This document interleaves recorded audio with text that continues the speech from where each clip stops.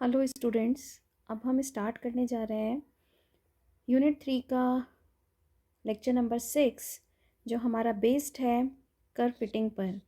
ये curve fitting हमारा most important topic है यूनिट 3 का, और हर बार एकेटीयू में इससे क्वेश्चन आता ही है, जिस क्वेश्चन का वेटेज ऑलवेज 10 मार्क्स रहता है।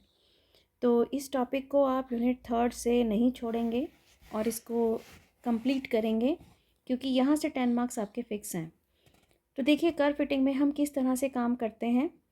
यहाँ जो इस लेक्चर में मैं लेने जा रही हूँ वो मैं स्ट्रेट लाइन लेने जा रही हूँ कि हम स्ट्रेट लाइन को कैसे फिट करते हैं। लेकिन इस पर जाने से पहले हम ये सीखेंगे कि कर्व फिटिंग एक्चुअली क्या है।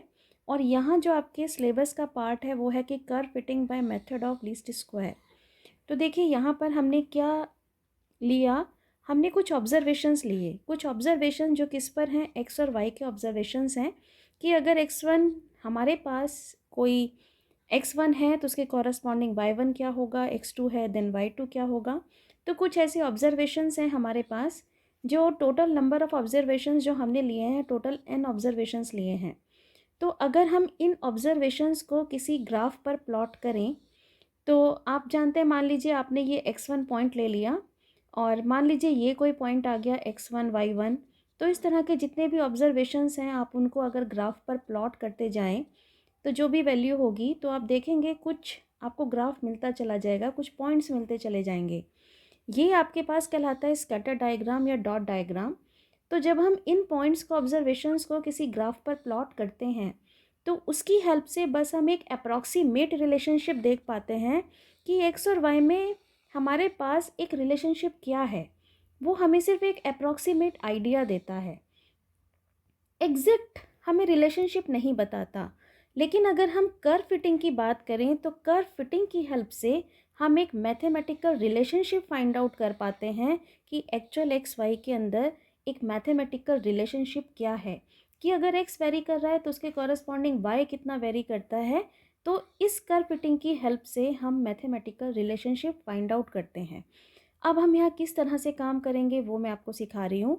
और ये जो हमारा कर्व फिटिंग है, ये आगे जो इसके एप्लीकेशंस हैं, हम कोरिलेशन, रिग्रेशन, इन सब में यूज़ करेंगे, और ये आपके सिलेबस का भी पार्ट है। तो अगर आपने कर्व फिटिंग सीख लिया तो सोच लीजिए रिग्रेशन का आप कुछ पार्ट कर चुके हैं ऑलरेडी। कर्व फिटिंग की हेल्प से रिग्रेशन लाइन्स भी फाइंड आउट की जा सकती हैं। तो देखिए सबसे पहले हम यहाँ लेने जा रहे हैं मेथड ऑफ लीस्ट स्क्वायर, जो आपके सिलेबस का पार्ट है। और फर्स्ट कर्व जो मैं लेने जा रही हूँ वो है स्ट्रेट लाइन। तो यहाँ पर स्ट्रेट लाइन का जो आप इक्वेशन लेके चल रहे हैं वो general equation y equals to a plus b x. एक चीज़ और इस कर्व फिटिंग में याद रखिए कि कर्व फिटिंग से हम जो मैथमेटिकल रिलेशनशिप निकालने जा रहे हैं, इसमें हमें रिलेशनशिप पहले से पता है कि हमें गिवन डेटा पर स्ट्रेट लाइन फिट करनी है। हम इस मेथड की हेल्प से ए और बी फाइंड आउट कर पाएंगे। ए और बी जो आपके कांस्टेंट टर्म है, इस मेथड से आप फाइंड आउट करते हैं, जो हमें एग्जैक्ट आंसर्स देते हैं। अब देखिए आप इसमें काम कैसे करेंगे, मेथड ऑफ लीस्ट स्क्वायर क्या है। तो हमने यहाँ पर लेट किया हुआ है कि हमारे पास कुछ ऑब्जर्वेशन है x1 y1, x2 y2 and up to so on xn yn। Total n observations आपके पास है। ये टोटल आपके पास है n ऑब्जर्वेशंस। n ऑब्जर्वेशंस में अब आप इस ऑब्जर्वेशन पर स्ट्रेट लाइन फिट कर रहे हैं।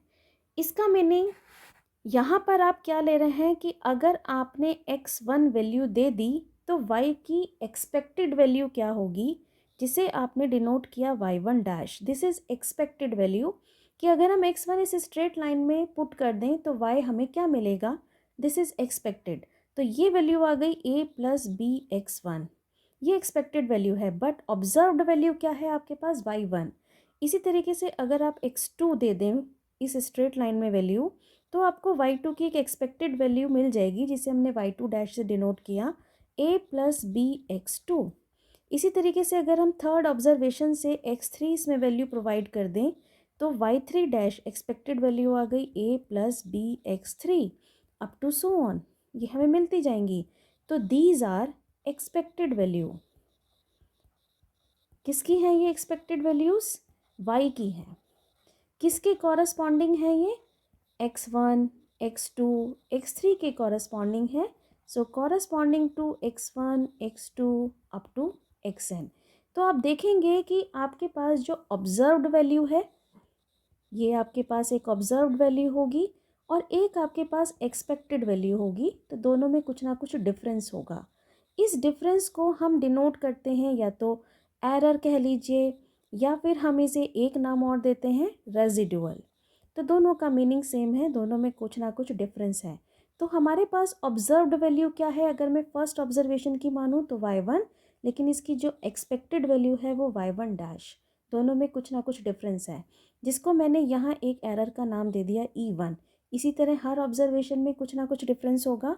तो आप यहाँ पर एक नई टर्म बनाते हैं, दिस इज़ EI, एक जनरल टर्म लिख लेते हैं, this is YI minus YI dash. This is called error और रेजिडुअल। अब आप एक इसकी हेल्प से एक नई क्वांटिटी बना रहे हैं U। मेथड का नाम ही है लीस्ट स्क्वायर मेथड। U का मीनिंग जितने भी आपके पास ये रेजिडुअल्स निकल के आए इनका स्क्वायर कर दीजिए, YI माइनस YI डैश का स्क्वायर, और इन सबको कर दीजिए सम। अब आपका प्रोसीजर क्या है कि ये जो एरर है या जो रेजिडुअल्स हैं ये मिनिमम होना चाहिए, जितना मिनिमम होगा उतना एग्जैक्ट आंसर होगा। तो हमें क्या करना है, हमें इसे मिनिमाइज़ करना है। तो इसका मीनिंग यहाँ पर अगर मैं इसकी वैल्यू पुट कर दूँ तो YI तो हमें पता है, एक्सपेक्टेड ये हमारे पास ऑब्जर्व वैल्यू है, और एक्सपेक्टेड वैल्यू हमने स्ट्रेट लाइन से निकाली, मीनिंग A माइनस BXI का होल स्क्वायर। ये मेरे पास U की वैल्यू आ गई। अब मुझे U को क्या करना है, U को मिनिमाइज़ करना है। आपका एम क्या है, U को मिनिमाइज़ करना। अब U को मिनिमाइज़ आप इस तरह से करेंगे, इसका मीनिंग आप A और B ऐसे चूज़ करेंगे कि जिसकी हेल्प से U क्या हो जाए, मिनिमाइज़ हो जाए। तो हमारा एम है A और B को इस तरह से चूज़ करना कि U क्या रहे, मिनिमम। अब मिनिमम रहने के लिए हम क्या करते हैं, del U over del A, first derivative with respect to A, इसको ज़ीरो पुट किया, and del U over del B, this is equals to zero, this is zero. तो choose A and B such that U will be minimum, और इसके लिए first derivative with respect to A with respect to B zero. अब इसकी help से हम बनाते हैं इक्वेशंस, तो चलिए करते हैं del U over del A।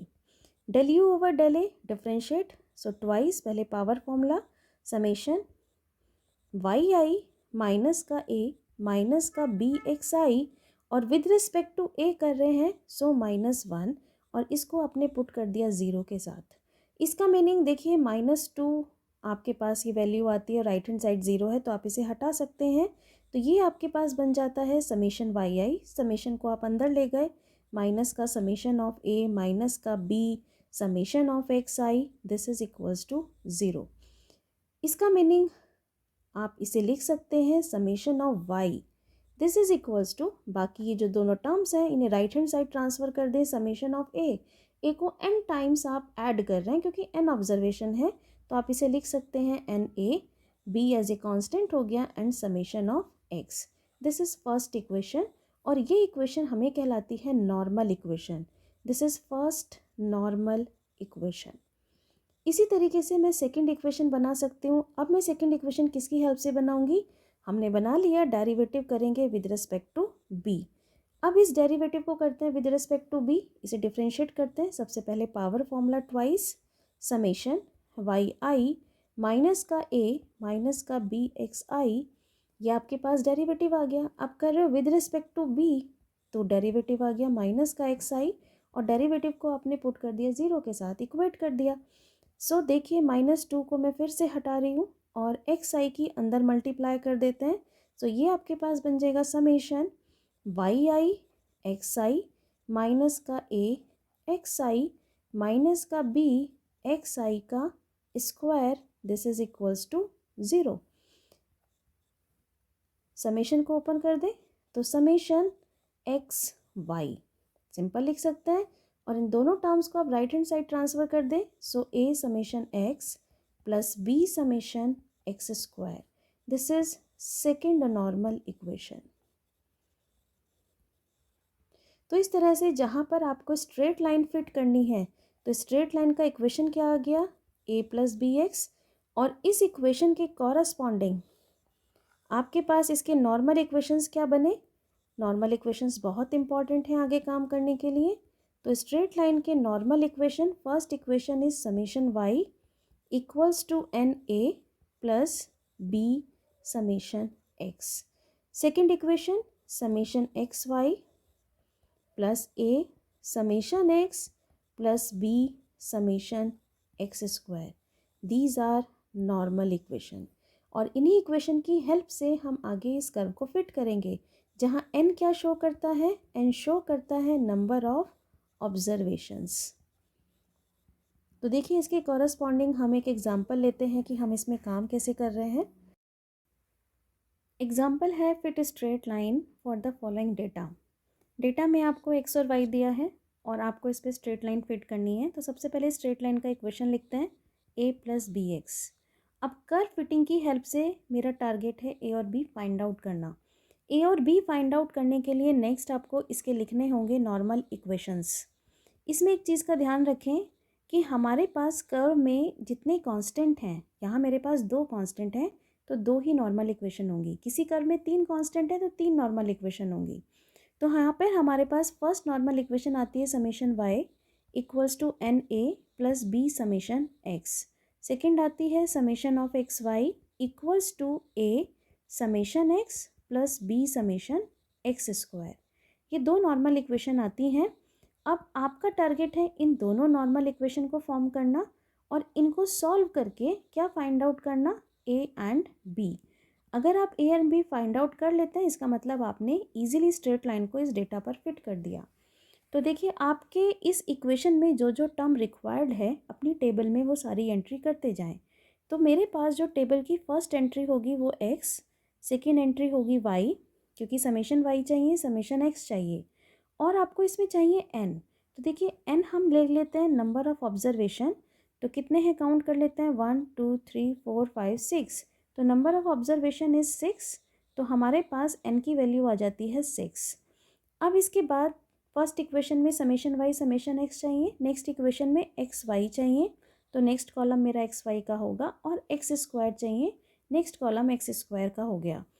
इसके बाद आप इन कॉलम को फॉर्म करते जाएं, कैलकुलेटर की हेल्प लें और इसकी हेल्प से आप इजीली ये समेशन वगैरह फाइंड आउट कर सकते हैं। तो देखिए मैं फर्स्ट एंट्री एक्स की कर रही हूँ और एक्स का डेटा है 1 2 3 4 6 8, 1 2 3 4 6 8। वाई की एंट्री करते हैं 2.4 3.1 3.5, 2.4 3.1 3.5। नेक्स्ट एंट्री है 4.2 5 एंड 6, 4.2 5 एंड 6। ये एंट्री आ गई आपके पास वाई की। वाई की एंट्री के बाद हम नेक्स्ट कॉलम फॉर्म करते हैं एक्स वाई, मीनिंग एक्स और वाई दोनों कॉलम की मल्टीप्लाई करते जाइए। तो this is 2.4, this is 6.2 and 10.5 and this is 16.8, 30 and 48। अब नेक्स्ट एंट्री हमें एक्स स्क्वायर चाहिए तो एक्स कॉलम का स्क्वायर करते जाएं, 1 4 9 16 36 64। आपकी टेबल कंप्लीट हो गई। अब इनका समेशन फाइंड आउट कर लेते हैं। तो समेशन फाइंड आउट करने के लिए सबको ऐड कर दीजिए। So this is summation x. Summation x आपके पास आ गया 24। नेक्स्ट आपके पास है समेशन वाई। समेशन वाई आ जाएगा, अगर आप सारा ऐड कर लें, दिस इज 24.2।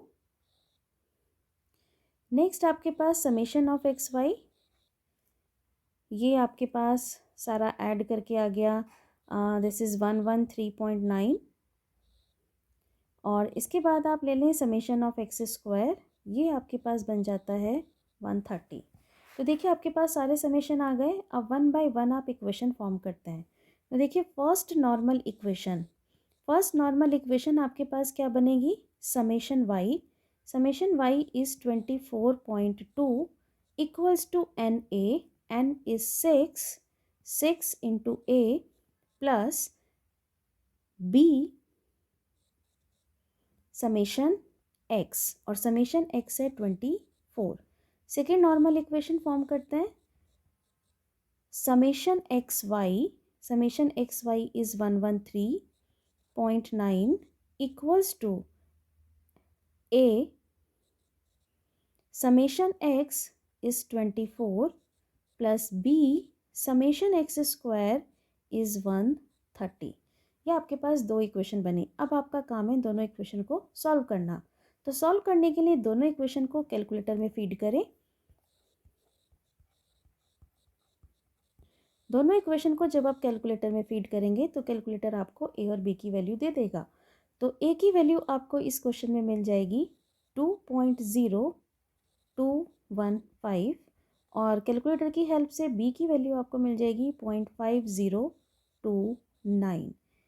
तो आपको बाय हैंड कैलकुलेशन करने की कोई रिक्वायरमेंट नहीं है। कैलकुलेटर की हेल्प लीजिए, दोनों इक्वेशन फीड करिए और आंसर फाइंड आउट कर लीजिए।